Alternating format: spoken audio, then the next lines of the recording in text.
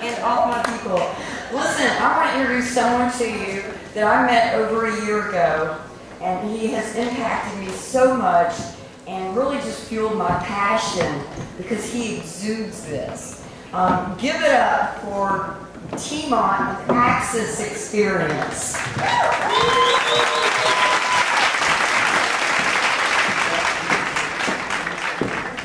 Hello everyone. How's everybody doing again? I'm going to set this down here.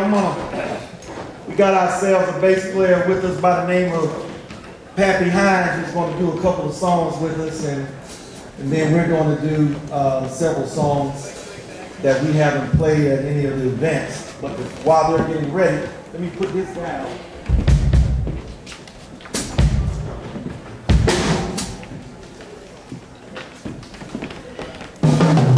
Ready momentarily. I guess while they're doing that, I'll take this time to go ahead and make my little announcement. I know many of you understand what the Liberty Movement is all about. That's why you came. Those that aren't here, if you're listening, I'm sure you get it as well. The Liberty Movement is not about Republicans or Democrats. The Liberty Movement is not about the party. The Liberty Movement is about our freedoms.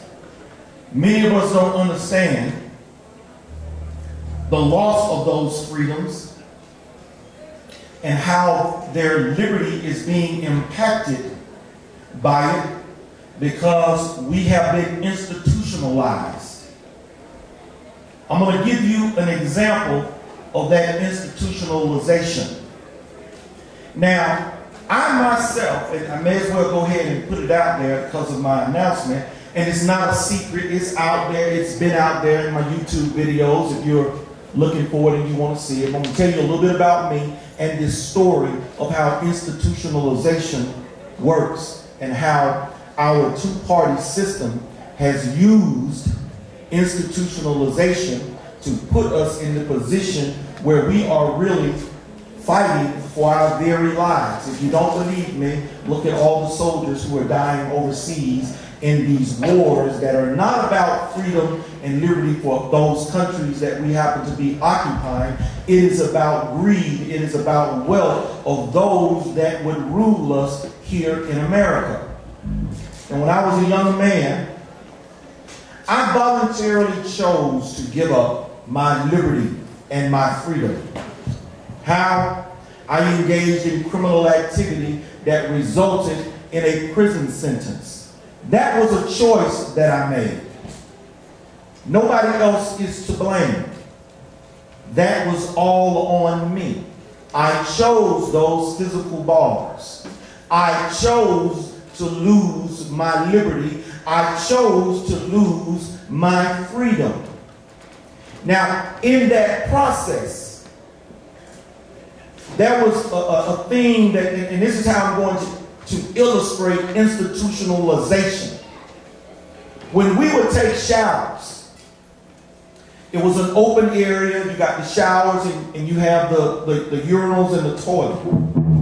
When men would come in and utilize the toilets or the urinals, before they would flush, they would yell, "Heads up!" That was a sign for those of us who were taking a shower to step out of the water so that we wouldn't get burned. You see, when they flushed, the flow of the cold water would be taken away from the cold water that balanced the cold and hot where we were showering, and it would go scalding hot all of a sudden, and people could get seriously burned. So, serving my time, that became routine whenever I took a shower. Heads up, step out of the way. After a while, it was like Pavlov's dog. If you saw somebody walking towards the John, you knew what was about to happen. Well, when I got released, I got married, and I was at home taking a shower.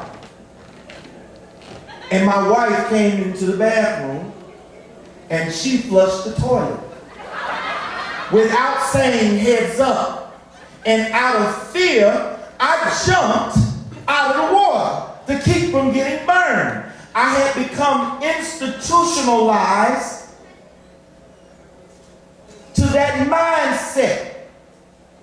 And when I realized what I had done, I said, I have got to break these bars because I have been conditioned to jump out of the water every time somebody flushes a toilet. Now that's a very simple example. Let me bring it to the real world for you. The world of the carrot and the stick. When the slaves were freed, there were those who would not leave the plantation because they had become institutionalized to the mindset of slavery. And they asked, you are free now, why won't you go? Where am I going to go? Today we have a welfare state that has institutionalized generations of blacks. The grandmother, the mother, the daughter, the great-granddaughter, 4 generations coming up in welfare. How can you expect them reasonably to break that cycle or to do anything any different than that because they have become institutionalized?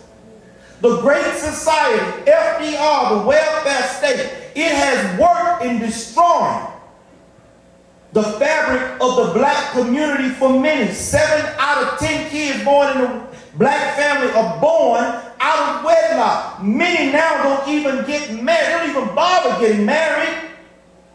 Institutionalization. But guess what? And I say this to the white folk too. You are becoming institutionalized. They have institutionalized you to the mind state that war is a good thing if we are fighting for people's liberty and freedom. But here's the carrot and the stick. That's the carrot. You're fighting for other folks' liberty and freedom.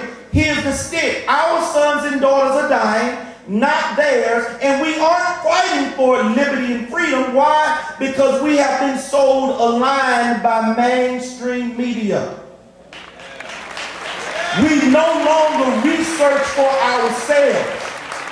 Rather than picking up a book and studying it for ourselves so that we have it, we listen to 30, 60, and 90-second sound bites. We have become institutionalized to a 5-minute attention span where we won't take time to garner the truth for ourselves. So we have become institutionalized to this constant state of war, institutionalized to the state of welfare. Now they are institutionalizing us in not having jobs and thinking that the government creates jobs. The other big lie. Government does not create jobs. It is the entrepreneurial spirit that creates jobs. But when you get government in the way, what does government do? It stifles that spirit with excessive regulations that oppress the middle class and those underneath and elevates those that have. And what is the end result? A 2-class society, the haves and the have-nots. They got the Negro sold up, lock, stock, and barrel. Now they need middle-class white America. And how are they getting you? By making you think that government creates jobs, by making you think that war is okay because we're fighting for the freedom and liberties of those in other countries that you won't research for yourself so that you know that it is a lie. Colin Powell figured it out. That's why he resigned. And now they have decided it is now time to reap the rewards of the miseducation of America. They started dumbing down our kids in the 80s. And now that they have come into the ranks of where they vote, they are voting for the R and the D and not for the individual. They are not voting based on a man's character. They are not voting based on his integrity. They are voting on the R and the D. Who's going to give me what I want? The group dynamic. The Negro, the illegal alien, the homosexual, old people, these names and labels that they throw around in an effort to continue to keep us divided. Because the moment that we come together and open our eyes to the truth, we then realize that we have been sold a bill of goods, that the Constitution is of no value to them. And we have forgotten what the Constitution is all about, because we don't take time to get it for ourselves. And I'm going to give you one reference to a biblical scripture. It says, my people perish for a lack of knowledge. Now, I'm not talking to you folk here. You already get it. It's more like I'm preaching to the choir. But each and every one of you that is in this room, I said at one of my first appearances, it is not enough to wear a pen. It is not enough to show up here and support those who are engaged and involved in the movement. It is not enough to wear a t-shirt.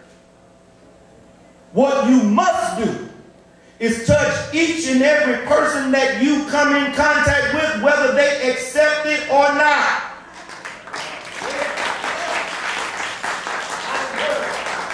You need to do your part. You need to be blameless on that day. I did what I was supposed to do. I fought the good fight. I ran that race. Every person I came in contact with, I realized that I owed them the truth. And this is why on this day I announced that I am filing and starting an exploratory committee to see whether or not the support is going to be there for a candidacy run for the U.S. Senate, Saxby Samlis's seat.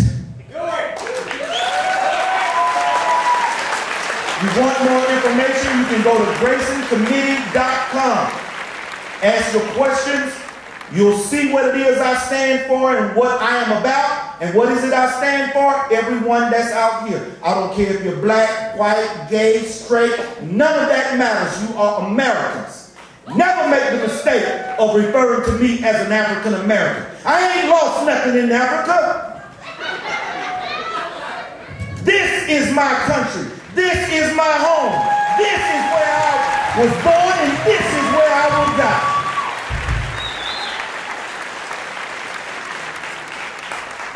We need to remember, and more importantly, while I am in this race, in 2016, Robbie Wells will need people that he can work with. He will need folk in the Senate, and he will need folk in Congress that are of like mind, like spirit, and understand that we are there to represent the people. We, the people, and not ourselves. All right, let's get this thing going, y'all.